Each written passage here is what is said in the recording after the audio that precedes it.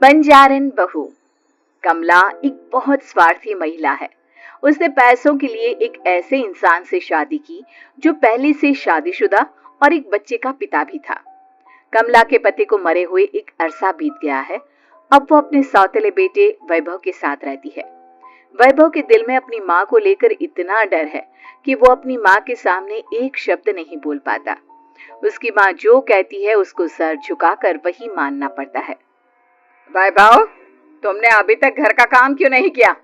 तुमसे कितनी बार कहा है कि सूरज निकलने से पहले तुम घर की साफ सफाई पूरी कर दिया करो। वैभव कुछ नहीं बोलता, चुपचाप सर झुकाए अपनी माँ की बात सुनता रहता है। तभी पास में खड़ा नौकर सुखराम कहता है, मालकिन, वैभव बाबा को रात से तेज बुखार है, इसलिए वो सुबह जल्दी उठ नहीं पाए। उनके बदले मैं घर की साफ सफाई कर देता हूँ। इसे कोई बुखार नहीं है। मैं इसे अच्छी तरह से जानती हूँ।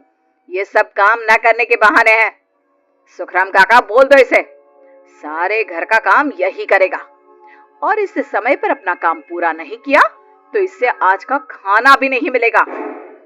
मगर मालकिन, वैभव बाबा की सच में ही तबीयत खराब है, आप एक बार देख तो लीजिए। कमला बिना कुछ बोले वहां से चली गई और बेचारा वैभव तेज बुखार में भी काम करता रहा। कमला वैभव की शादी एक ऐसी लड़की से कराना चाहती थी जो अनपढ़ हो और कमला से इसी तरह डरे जिस तरह वैभव डरता है, ताकि वैभव की सारी जायदाद और धन दौलत उसकी मुट्ठी में रहे। लेकिन आज के जमाने में ऐसी लड़की मिलना मुश्किल है। कमला कार में यही सब कुछ सोचती जा रही थी कि तभी रास्ते में, अरे ड्राइवर, तुमने कार क्यों रोक दी और ये इतना शोर कैसा? मैडम, आगे कुछ बंजारों का खेल चल रहा है, इसलिए भीड़ लगी है।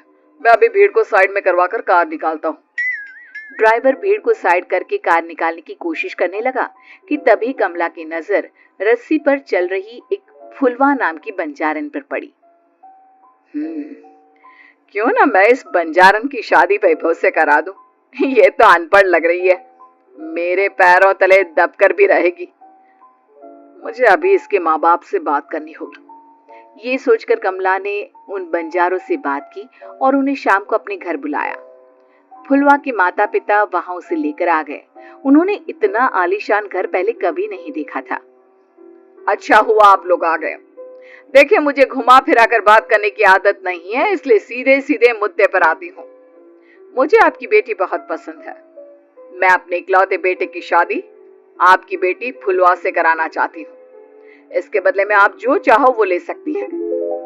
तभी फुलवा की माँ कहती है, ये क्या कह रही है मैम साहब? कहीं आप हमारी गरीबी का मजाक तो नहीं उड़ा रही ना? आप मेरे बेटे से मिल लो। अगर आपको मेरा बेटा पसंद आता है तो मैं कल से ही शादी की तैयारी शुरू कर दूंगी। सुखराम, सुखराम, वैभव को लेकर आओ। फुलवा अपनी माँ के कान में फुसफुसाती है। माँ, कहीं इस मेम साहब का छोरा पागल तो ना है? फुलवा अपनी माँ से बात कर रही होती है कि वैभव वहां आता है। फुलवा उसे देखती ही रह जाती है और उसके माता पिता उसकी शादी तय कर देते हैं। शादी वाले दिन किसी को फुलवा और वैभव की बेमेल विवाह की बात समझ में नहीं आती। फिर भी एक औरत कमला से पूछ ही लेती है, कमला जी, आपने अपने इकलौते बेटे की शादी देहाती गवार से क्यों करा दी? ये बंजारन आपके घर की बहू बनने लायक तो नहीं है। कम से कम अपने स्टेटस का ही ख्याल कर लिया होता। बहू तो अपने टक्कर की लाती, आपने तो बंजारन को ही बहू बना लिया। अब कमला को समझ में नहीं आ रहा था कि इस बात का क्या जवाब दे। वो कुछ देर चुप रही और सोच समझ कर कहती है, बहन जी, आपको तो पता है आजकल के बच्चे किसी की बात कहाँ सुनते हैं। मैं तो अपनी बहू एक पढ़ी लिखी और अपनी सोसाइटी की ही ढूंढ रही थी। लेकिन मेरे बेटे ने मेरे सामने इस बंजारन को लाकर खड़ा कर दिया। बोला कि मैं शादी करूंगा तो इसी से। अब भला मैं क्या करती, मुझे अपने बेटे के सामने झुकना ही पड़ा। कमला की ये बातें सुखराम भी सुन रहा था। उसने ये सारी बातें वैभव को जाकर बता दी। काका, मैं तो फुलवा को जानता भी नहीं, फिर माँ मेरे बारे में झूठ क्यों कह रही है? अरे बेटा, तुम कितने भोले हो, तुम्हें कुछ भी नहीं पता। तुम्हारे पिता अपनी सारी संपत्ति तुम्हारे नाम करके गए हैं। तुम्हारी माँ नहीं चाहती कि यह संपत्ति तुम्हें मिले, इसलिए उन्होंने तुम्हारी अनपढ़ लड़की से शादी करवाई ताकि तुम्हारी तरह वो भी अपने हक के लिए आवाज ना उठा सके। सुखराम काका, मैं क्या करूं, आप ही बताओ। माँ के सामने आते ही मेरे हाथ पैर कांपने लगते हैं। मैं माँ को कुछ भी नहीं कह पाता। वे दोनों बात कर ही रहे थे कि अचानक कमला वहां आ गई। कमला को देखकर दोनों घबरा गए। तुम दोनों फिर कभी बातें कर लेना, अभी फेरों का समय हो गया है, चलो जल्दी आओ। इस तरह फुलवा और वैभव की शादी हो गई। अगले दिन कमला ने फुलवा को बुलाया और उसे नसीहत देने लगी। देख बंजारन, तुझे मैंने अपनी बहू बना तो लिया है, लेकिन तुझे इस घर में आँख कान मुंह बंद करके रहना होगा। घर का काम कर और अपने पति से मतलब रख, समझी? कमला का ऐसा रवैया फुलवा को बिल्कुल समझ में नहीं आया। उसने वैभव से इस बारे में बात की। सुनिए ना, माँ जी ने जिस तरह मुझसे बात की मुझे अच्छा नहीं लगा। शादी से पहले तो वो मुझसे बहुत अच्छे से बात कर रही थी, लेकिन शादी के बाद उन्हें क्या हो गया? तुम ज्यादा मत सोचो, जैसा माँ कहती है वैसा ही करो। ये कहकर वैभव वहां से चला गया। अगले दिन वैभव को घर के नौकरों की तरह काम करता देख फुलवा को बहुत हैरानी हुई। फुलवा ने इस बारे में सुखराम काका से बात की तो सुखराम काका ने फुलवा को सारी बात बता दी। अब फुलवा को समझ में आ गया कि उसकी सास ने एक बंजारन को बहू क्यों बनाया। एक दिन वैभव घर का काम कर रहा था, तभी उससे कांच की प्लेट टूट गई। किसने गिराई ये कांच की प्लेट? वैभव को वहां खड़ा देख कमला ने छड़ी से उसे मारना शुरू कर दिया। उसके पैर में कांच चुभ गया और खून बहने लगा, लेकिन फिर भी कमला उसे मारे जा रही थी। ये देखकर फुलवा ने कमला के हाथ से छड़ी छीन ली और तोड़कर फेंक दी। बंजारन, तेरी इतनी हिम्मत, तूने मेरे हाथ से छड़ी छीनी? कमला फुलवा को थप्पड़ मारने ही वाली थी कि फुलवा उसका हाथ पकड़ लेती है। ओ सस माँ, मैंने मोम की गुड़िया ना समझ लियो। बंजारन हो बंजारन, ईंट का जवाब पत्थर से देना जानती हूँ। आज के बाद मेरे या वैभव जी के ऊपर हाथ उठाने की सोचियो भी ना, समझी ससु माँ? ये कहकर फुलवा वैभव को लेकर वहां से चली गई। उसने वैभव के पैर पर पट्टी बांधी, उसके आंसू पोंछे। वैभव ने पहली बार किसी के दिल में अपने लिए इतना प्यार महसूस किया। अब फुलवा वैभव का हर काम में हाथ बटाती, उसका बहुत ख्याल रखती। इस तरह दोनों बहुत ज्यादा नजदीक आ गए। वहीं दूसरी ओर कमला सारी जायदाद अपने नाम करने की साजिश करने लगी। और एक दिन, वैभव, वैभव, जल्दी बाहर आओ। कमला की आवाज सुनकर वैभव और फुलवा अपने कमरे से बाहर आ गए।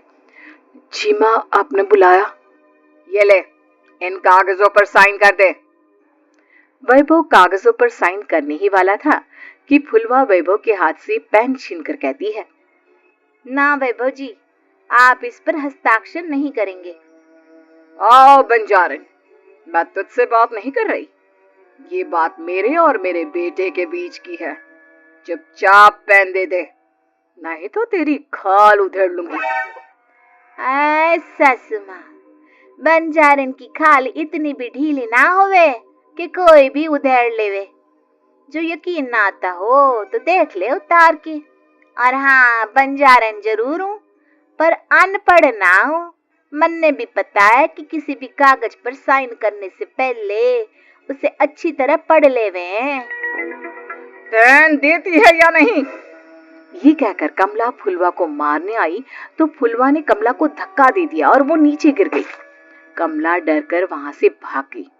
अब फुलवा ने वो कागज उठाए और वैभव के साथ सीधा वकील के पास चली गई। वकील ने वो कागज देखी और फुलवा को बताया, वैभव के पिता की सारी जायदाद और संपत्ति वैभव के नाम है, लेकिन वैभव की सौतेली माँ इस संपत्ति को अपने नाम कराना चाहती है, इसलिए इन कागजों पर वो साइन करा रही थी। तो अब हमें क्या करना चाहिए वकील साहब? वकील ने फुलवा और वैभव को सब कुछ अच्छी तरह से समझा दिया। अब दोनों घर पर पुलिस को लेकर पहुंचे। कमला पुलिस को देखकर घबरा गई। पुलिस ने कहा, आपके नाम की कंप्लेंट हुई है, आपको हमारे साथ थाने चलना होगा। कंप्लेंट? कैसे कंप्लेंट? आप अपने सौतेले बेटे पर बहुत अत्याचार करती हो, धोखे से सारी जायदाद अपने नाम करा रही हो। अब नहीं इंस्पेक्टर साहब, जरूर ये मेरी बहू की कोई साजिश है, इससे गलत कंप्लेंट की है। मैडम, शिकायत आपकी बहू ने नहीं बल्कि आपके बेटे वैभव ने की है। कमला वैभव का नाम सुनकर दंग रह गई। जिस बेटे ने कभी उसके सामने सर नहीं उठाया था, आज वही बेटा उसके सामने पुलिस को लिए आया है। वैभव, तुम्हारी इतनी हिम्मत कि तुम पुलिस को ले आए? हाँ माँ, मैं लाया हूँ पुलिस को, और मेरे अंदर इतनी हिम्मत कभी ना आती अगर फुलवा मेरा साथ ना देती। आपने बंजारन बहू को लाकर अपने ही पैर पर कुल्हाड़ी मारी है माँ। मैडम, अब की बात खत्म हो गई हो तो चलो हमारे साथ। वैभव, मुझे माफ कर दो, मुझे थाने मत भेजो। आज के बाद मैं तुम्हें कभी नहीं मारूंगी, तुम्हें कभी परेशान नहीं करूंगी, मुझे माफ कर दो। वैभव अपनी कंप्लेंट वापस ले लेता है और पुलिस वहां से चली जाती है। वैभव अपनी सौतेली माँ से कहता है, मैंने पुलिस को वापस तो भेज दिया है, लेकिन मैं आपको माफ नहीं कर सकता। आपने बचपन से आज तक कभी मेरे सर पर हाथ नहीं रखा, हमेशा मुझे मारती रही, नौकरों की तरह बर्ताव करती रही। आप इस घर में नहीं रह सकती, चली जाइए यहाँ से।